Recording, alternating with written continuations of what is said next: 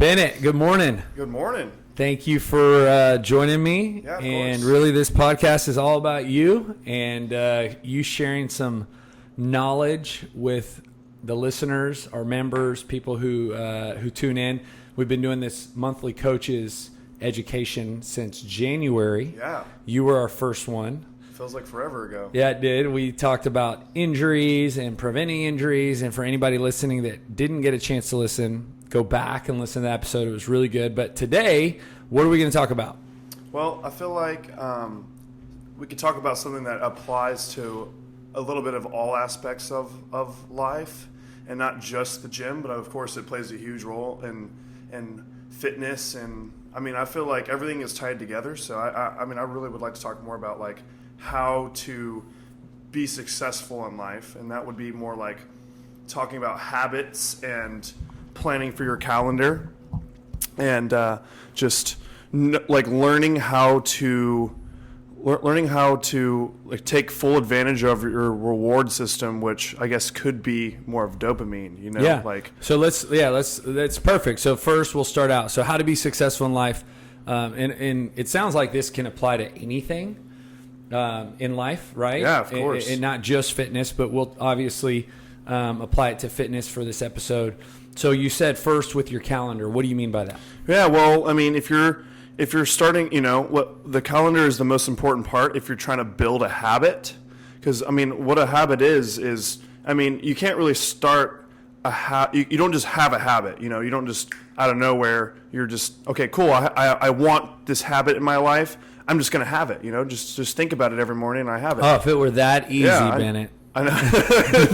Then we wouldn't have jobs. I know there's so many things I have to like kick myself in the butt for, but I feel like starting with your calendar, and you were on to me about this for so long, and I just it had to sink in. You know, I was using it, I was trying to use it, and I was like, I think it's silly just to plan everything out for my day. It's like, but now that I've been doing it, I'm getting all my stuff done. You know, like where like for me, like a habit I just started doing is doing 5 minutes of some kind of stretching and then doing push-ups every morning. So like that's it takes me 5 minutes, but it's something that's going to stretch my hips, my quads, and open up my upper back and do push-ups. You know, that's like something I've been wanting to do for a long time, but I didn't write it in. You know, so now I have that in my morning, and I think that's going to help. So you mentioned in that obviously the calendar system is really important.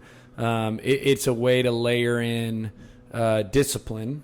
And accountability, right? Because if you got a calendar that you're accountable to, of which you've kind of pre-decided activities for, well, now if you don't do those activities and you revisit that calendar, it exposes you. Yep, you know, like no one else has to know. It's always helpful to have an accountability partner too. Like if you tell people this is what I'm doing this. That's right. Like eventually, like they're gonna remember and hold you accountable. So give me some personal examples. You mentioned prior to using a calendar, and it sounds like now you use a calendar. Yeah.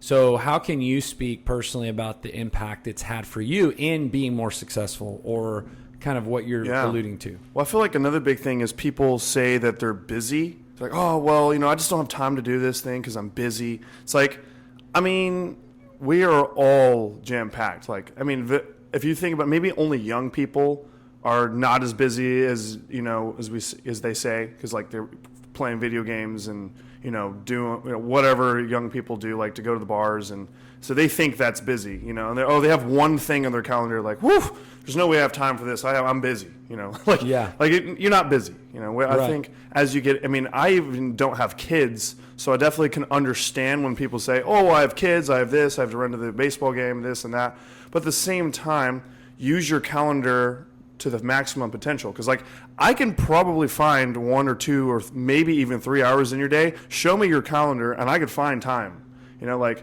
and I hold myself to that standard too. Is like if I catch myself saying I'm busy, you know, I'm going to call myself out on that. I'm going to look at my calendar, but no, you had time. That brings up a great point, because I think in the number of years that I've met with people, I probably can count on one hand the number of people that legitimately had no time. Yeah. I mean, and we're talking about thousands of people that I've met with, right? I bet, yeah. And I can say that, again, less than 5 people had no time. And those were very unique situations that maybe they were working 2 jobs. They had little kids with no childcare, and it was a very demanding schedule to the point where even when I look at that and I was like, wow, okay, this person might actually be telling me the truth. Yeah. But what that speaks to is most people have time. Of course. And it's a choice, and even in that, I think I was understanding that sleep was important, right? That obviously there's certain time you got to go to bed, certain time you got to wake up. But really what we're talking about is priorities, right? Exactly. Prioritization of exercise. And some people are choosing to prioritize that on their calendar and some people are not. So how do you, let's speak specifically to calendar, how do you prioritize exercise into that calendar? Well, and this is something that I've only recently started, like this year I'd say is when I'm really like dialed in. Okay, I could do more. I can handle more. Like I'm doing more. Like I'm pursuing business, and there's a lot of things I'm trying to get done. So I need, during my Monday through Friday, I'm trying to be really prioritized on it. So I've always had this. I worked out the same time every day and didn't allow any room for that. But now I got into some points where I was like, okay, I'm working more than I'm doing things for myself. And I was letting that happen. I was like, okay, well now I'm getting busier. It's like, okay, now I get home, and now I can see why when people say, oh, I'm getting home and I'm tired, Yeah. It's like, no. Like you can't. You have to do something. So like I would go for a run, or I would just find something to do at home, stretch. But at the same time, that wasn't enough to satisfy my needs for exercise. So I had to get back to doing like not allowing my whole day to be filled up with appointments, because like that's taken away from my own values of I need to exercise too. Like I need time for myself. I can't really pour into somebody else if I'm not doing what I'm telling them to do. No, it's such a great point that, okay, we'll say there's 2 versions of this. Version 1, you're just not prioritizing your minutes and your hours each day that lead you to running out of time at the end of the day. Yep. To not do that. Version 2 is, no, it really was a very busy day and there was no spare minutes. And now I'm at the end of my day and I either have to maybe do something that ideally I don't want to do, which is go for a run at night or work out, or, for some people it might be go to the gym at 9 p.m. Super late, yep. 10 p.m. And you know this because you train people at 8 o'clock at night sometimes. Yep, That's the only time if they want to make it happen. Or on the opposite extreme, there's people that work out at 5 a.m. because early in the morning. Yep. That's the only time it happens. And we know a lot of those types of people. But, the difference in version 1 and version 2, obviously version 1 needs a little bit more of a calendar-based accountability because they're just losing their time as the day goes on. They are. And then the version 2 is like, let's be honest, these people are not just sitting around watching TV all day that they could be working out. Yep. They're very busy. So looking at each of those, obviously we know what we need to tell the people that are not being efficient with their day. Be more efficient, keep a calendar. Of course. Program it, time it in your day. What about those people that are busy? Is that seasonal or how do you approach that? Well, I feel like those kinds of people definitely,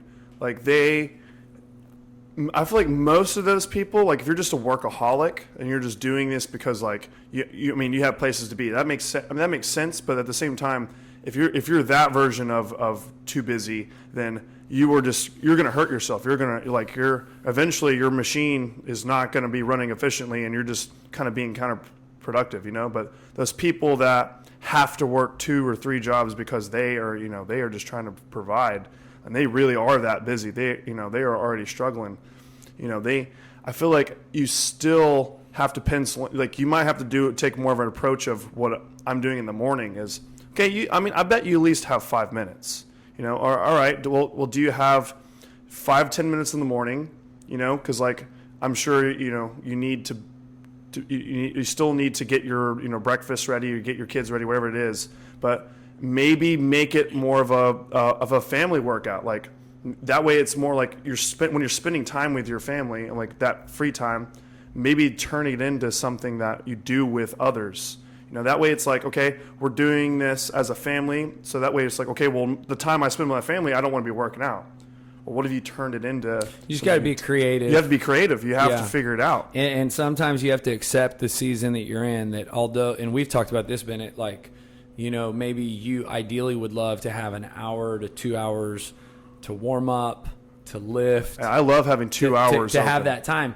In certain seasons, you might have 40 minutes. Yeah, sometimes you just can't. And then you got to go out and do what you can and check that box. And then most of the time, and I actually sent an email about this this morning, is I think, more than 2 rest days is actually hurting you. Yeah. More than anything mentally. Habitual. Yeah, because you get mentally, and I don't know how you ever are, but like if I get more than 2 rest days, like I'm more lethargic. I'm actually more unmotivated. I love, because you're about to break the habit. You're like on the borderline of breaking it. And I was going to bring it up in the email, but did not, because I didn't know how many people understood CrossFit methodology. But you remember this from CrossFit Level 1. They actually recommend 3 days on, 1 day off. Yeah. So if you apply this to a calendar, and you say, hey, I'm going to program 25 minutes of exercise 3 consecutive days. I mean, it doesn't matter if it's jumping jacks, if it's... Yeah, it could be simple. You could do it. You can make a hard workout at home. Running in your driveway, air squats, push-ups, whatever. But I'm going to program 3 consecutive days, take a rest day, and then maximize the rest day to fit in line with my busiest days. Of course. Oh, so that's most smart. of the time people rest sense. on weekends, and I'm like, man, weekends should be fitness days. Yeah, exactly. That's your time. Yeah, because weekdays are a little bit busier. So it's just strategically, planning those days out. And I think you brought up a good point, is checking it off the box. Checking the box that you did it, because that's how you start a habit to begin with. I think that's where I wanted to go with this earlier, but is you don't just have a habit, right? Like it doesn't just come. You can't. And I feel like most people get in their head about start trying to pick up fitness or pick up healthy eating habits, but it's like you have to just do it. Like regardless if it was the most healthiest thing or like if it was the best workout ever, but you have to start by doing something. Start with just doing 20 push-ups a day. It's like, oh well, that's just nothing. That's a waste of my time. Like it's not a waste of your time, because you're on the road of doing the thing that you wanted to do. So if you started with 20 push-ups, eventually you're going to be like, well, maybe I could do 25. Well, I had a friend that his workout for a season, I'm going to say a season of of 6 months to a year, was just doing push-ups first thing in the morning. Yep. He had built up to being able to do 75 unbroken for 2 sets. Oh my goodness.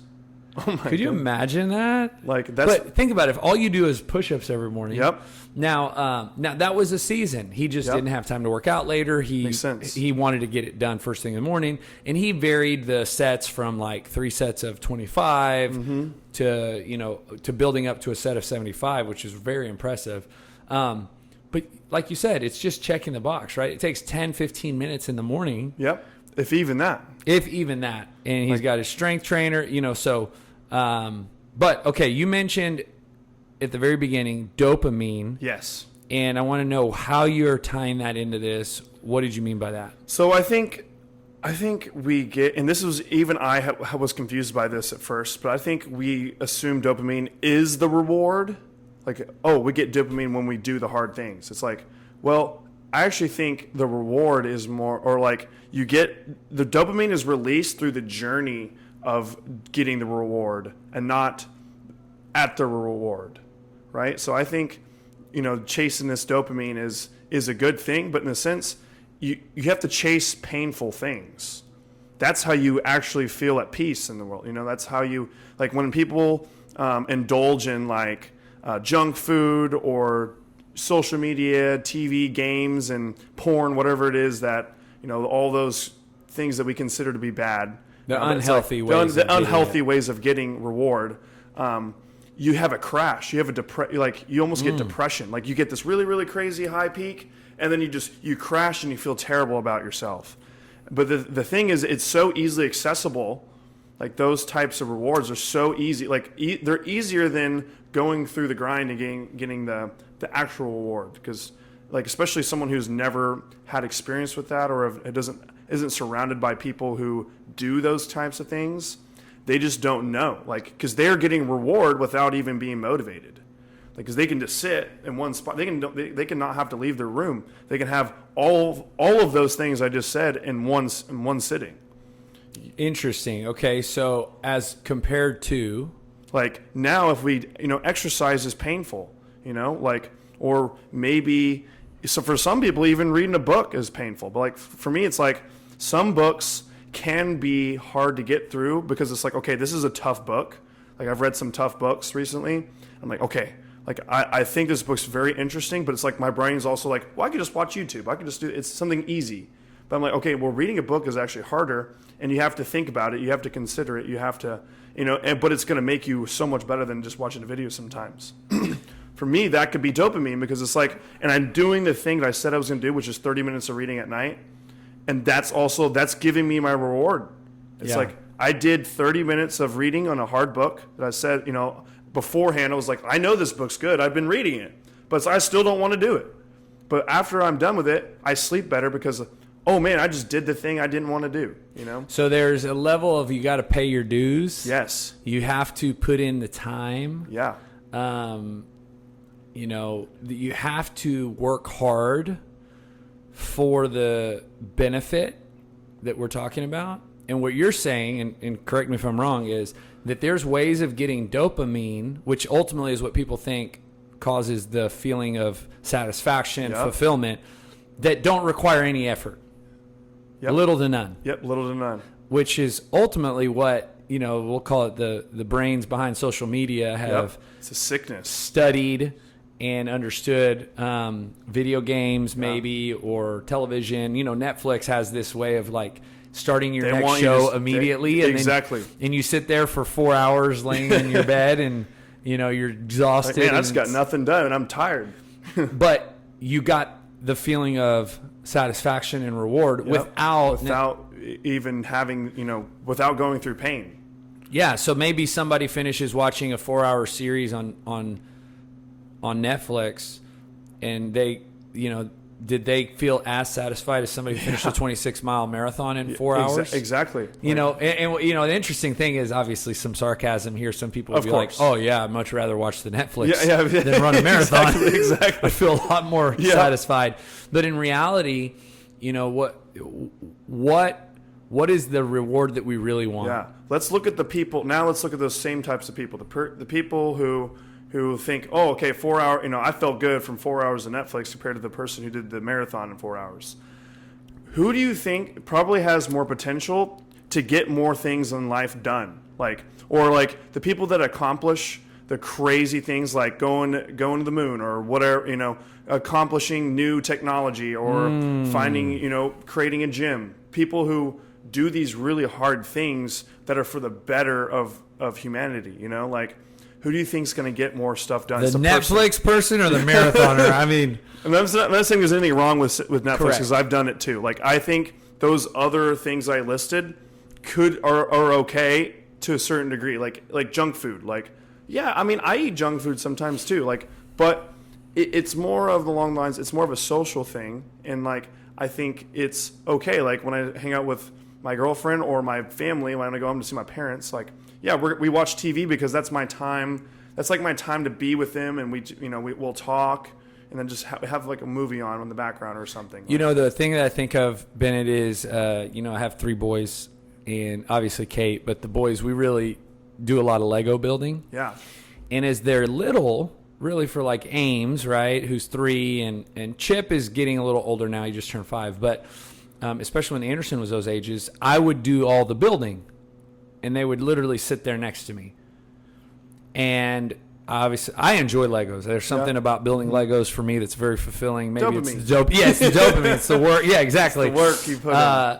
But if we're honest, they, at those little ages, don't do the work. Yep. They basically get the Lego already built. Yep.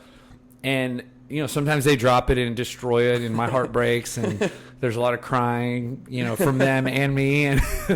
But what I've learned is Anderson, who's now 7, actually does the work himself. Yep. And he builds it. And he feels good about it. And he feels so good about it. He's so proud of himself. And even Chip, in the ones that he's built, there's a completely different feeling associated with them building the Legos. It has to be you doing it. And that's what we're kind of tying here is, one, use your calendar, prioritize exercise. Yep. But number two, that there's a lot more benefit to this than just what we'll call the aesthetics. Yes, happiness is a journey, not really a destination. Like, I think that's where I think it's also kind of like helpful of why do we do hard things is because it makes you feel good. Like it makes you feel good about yourself. You're more motivated to do, better things in your life. Like, if you're just sitting, if you're not accomplishing anything, eventually, there's definitely some people that are okay with that and just, they're happy with just being complacent. Like, that's fine. Right. And that's fine too. But like, most people are not. I think there's a lot of unhappiness in the world right now. Like, I'm seeing it a lot. And I think it's because of social media. I'm not saying social media is bad, but I'm thinking right now, I think it's not completely okay because we're watching other people do amazing things. And we're like, oh, that looks really cool. I wish I could do that. And then what you do is you scroll to the next one. Now that looks like another cool thing. Man, in the meantime, you haven't done anything. You sat for an hour and when you could have done something like that, No, it's true, man. And I think it ties back to kind of like you said at the beginning of the podcast, how to be successful, right? If we want you to be successful in your fitness journey, well, number one, use a calendar, prioritize it into your day. Number two, do something, right? Like, actually do something. Like, do the hard work.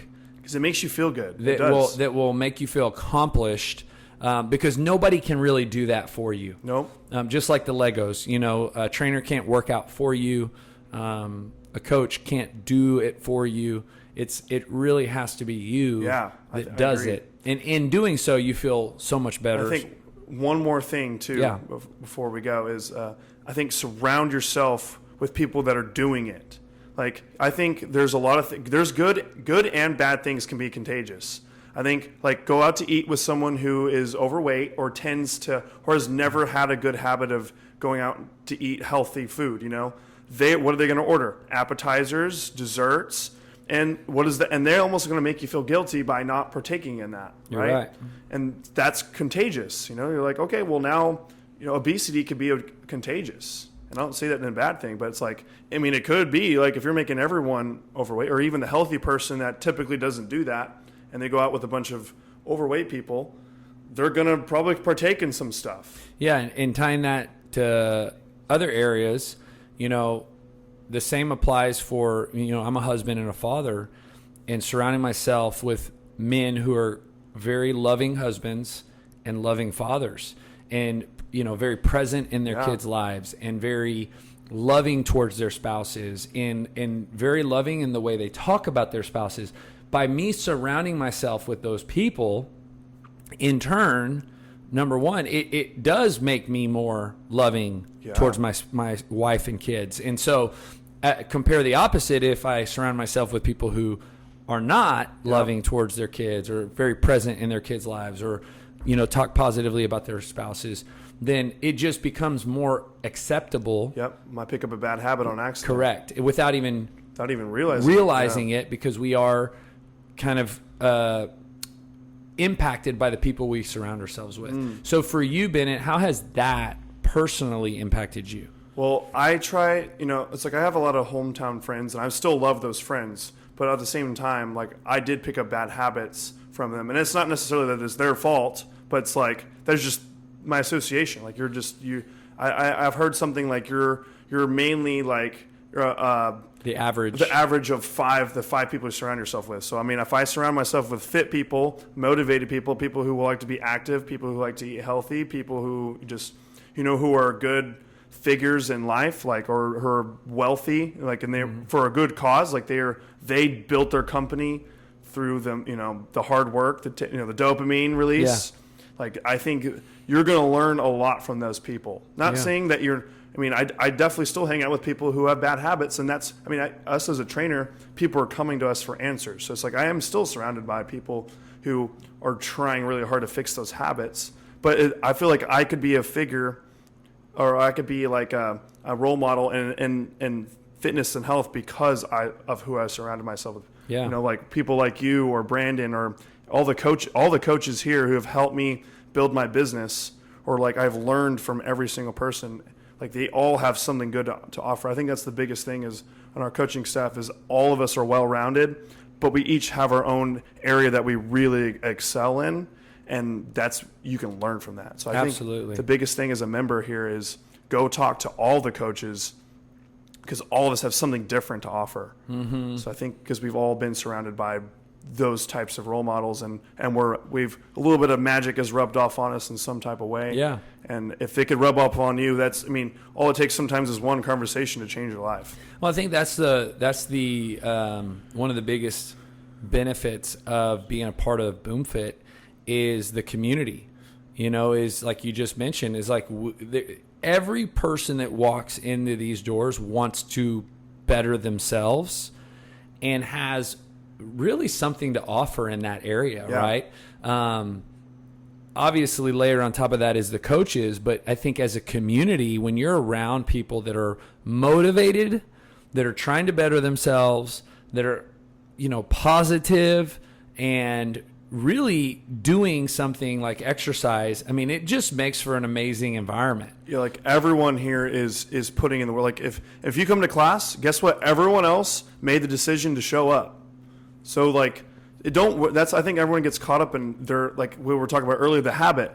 Don't get caught up in your performance. Just do the habit. Just do it. One day you're gonna really want to you know, excel in the gym or excel in eating healthy. Just start with eating banana a day.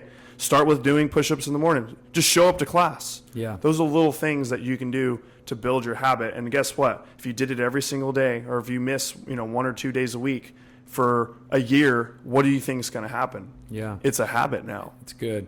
So kind of closing summary. Number 1, use a calendar to prioritize exercise, nutrition. Very powerful. Positive habits in your life. Number 2, do the hard work. Like, do the hard things. It makes you feel good. That makes you feel good, and don't think that you can actually get that feeling by not doing the work. It's really not. You can't watch other people and get the same That's feeling. Exactly right. And then number 3, surround yourself with healthy, positive people that will ultimately impact your perspective in this area. Like in all areas of life. Just surround yourself with people who are winning. Yeah, this is good. Thanks, Bennett. All right. Thank you.